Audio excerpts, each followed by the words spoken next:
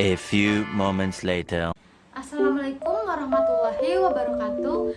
Halo semua, perkenalkan nama saya Sakila Putri Nurjana dengan NIM 23100117. Saya adalah mahasiswa dari Universitas Trilogi jurusan Pendidikan Guru Sekolah Dasar.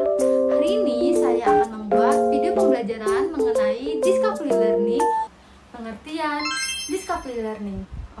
Discovery Learning adalah model pembelajaran yang menekankan pada proses penemuan atau penyikapan konsep, arti, dan hubungan melalui proses induktif untuk akhirnya sampai pada suatu kesimpulan. Discovery dilakukan melalui observasi, klasifikasi, pengukuran, prediksi, penentuan, dan inferensi. Tujuan Discovery Learning. Yang pertama itu siswa berkesempatan untuk terlibat secara aktif dalam pembelajaran. Yang kedua, siswa belajar menemukan pola dalam situasi konkret maupun abstrak. Yang ketiga, siswa juga dapat belajar strategi tanya jawab. Siswa dapat membentuk cara kerja bersama yang efektif, saling membagi informasi, serta mendengar menggunakan ide-ide orang lain. Selanjutnya ada ciri-ciri Discovery Learning. 1. Mengeksplorasi dan memecahkan masalah untuk menciptakan, menggabungkan, dan mengeneralisasikan pengetahuan. Kedua, berpusat pada siswa. Yang ketiga, kegiatan untuk menggabungkan pengetahuan baru dan pengetahuan yang sudah ada. Langkah-langkah Discovery Learning antara lain yaitu 1. Pemberian rangsangan stimulasi. Yang kedua, pernyataan atau identifikasi masalah, problem statement. Yang ketiga, pengumpulan data, data collection. Dan yang keempat, pengolahan data, data processing. Kelima, pembuktian, verification. Yang keenam, menarik kesimpulan atau generation. Langkah ini memungkinkan siswa untuk aktif dalam menemukan dan memahami konsep-konsep tertentu melalui proses induktif dan penemuan sendiri. Selanjutnya, ada kelebihan Discovery Learning. Yang pertama, peserta didik aktif dalam KBM, kegiatan belajar mengajar. Yang kedua, peserta didik memahami materi pembelajaran dengan baik. Yang ketiga, akan muncul rasa puas karena sudah menemukan hasil sendiri. Yang keempat, peserta didik mendapatkan pengetahuan Discovery Learning yang lebih bisa menyampaikan pengetahuan dengan berbagai konteks. Dan yang kelima, pembelajaran penemuan ini mendidik peserta didik untuk banyak belajar. Kekurangan Discovery Learning. Yang pertama, ambisi dengan adanya penerapan metode ini bisa rusak apabila diterapkan pada guru dan peserta didik yang sudah terbiasa dengan metode pembelajaran yang lama. Yang kedua, metode pembelajaran ini lebih tepat untuk mengembangkan interpretasi, namun pengembangan konsep, skill, metode yang menyeluruh kurang diperhatikan. Yang ketiga, metode ini kurang memfasilitasi untuk mengukur ide siswa di sejumlah disiplin, ilmu, dan metode ini tak memiliki peluang berpikir bagi peserta didik. Kondisi pembelajaran yang sesuai dengan model Discovery Learning. Yang pertama, lingkungan yang mendukung eksplorasi. Yang kedua, tugas yang menantang. Yang ketiga, peran fasilitator.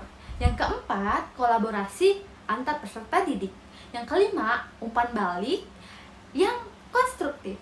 Selanjutnya, ada pengertian dinamika proses pembelajaran. Dinamika proses pembelajaran merupakan realita yang terjadi pada guru dan siswa, realita kelas, realita tindakan guru, dan realita tindakan siswa. Ada beberapa contoh dinamika proses pembelajaran. Yang pertama, penggunaan multimedia dalam pembelajaran seperti video, audio, animasi yang membantu siswa memahami materi lebih mudah dan menarik. Yang kedua, penggunaan aktivitas praktis dan hands-on seperti laboratorium, praktikum, dan proyek yang membantu siswa memahami konsep dan prinsip yang dijelaskan dalam materi.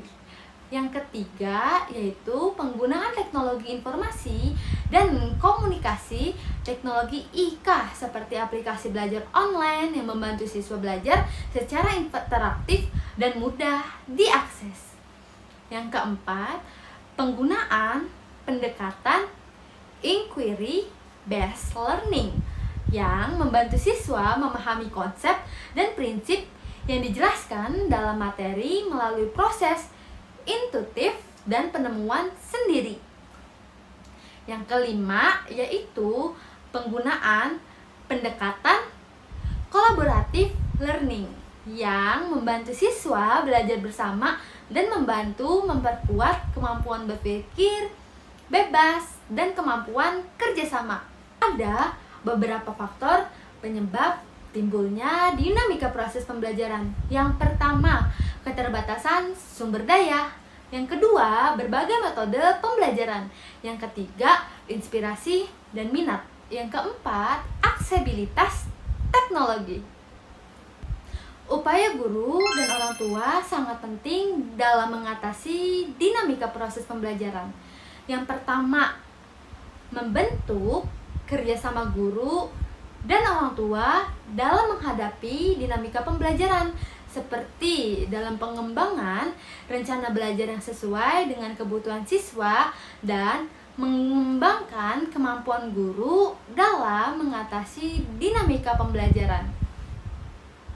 Yang kedua, mempertimbangkan kinerja guru dalam merencanakan, melaksanakan, dan mengevaluasi proses belajar mengajar serta mempertimbangkan kemampuan guru dalam mengatasi dinamika pembelajaran. Dan yang ketiga, membentuk generasi unggul melalui sinergi peran guru dan orang tua dalam pendidikan anak yang membantu membentuk dukungan yang konsisten dalam pembelajaran anak. Dan yang keempat, mempertimbangkan dinamika pembelajaran yang terjadi pada guru dan siswa, realita kelas, realita tindakan guru, dan realita tindakan siswa, serta mempertimbangkan cara pendidikan yang lebih otentik bagi siswa. Yang kelima, membantu siswa dalam memahami dan mengaplikasikan konsep-konsep yang dijelaskan dalam materi melalui proses intuitif dan penemuan sendiri, seperti melalui pendekatan inquiry based learning dan collaborative learning. Jika dalam video ini ada salah kata atau pengucapan, mohon dimaafkan. Dan terima kasih telah menyaksikan sampai selesai.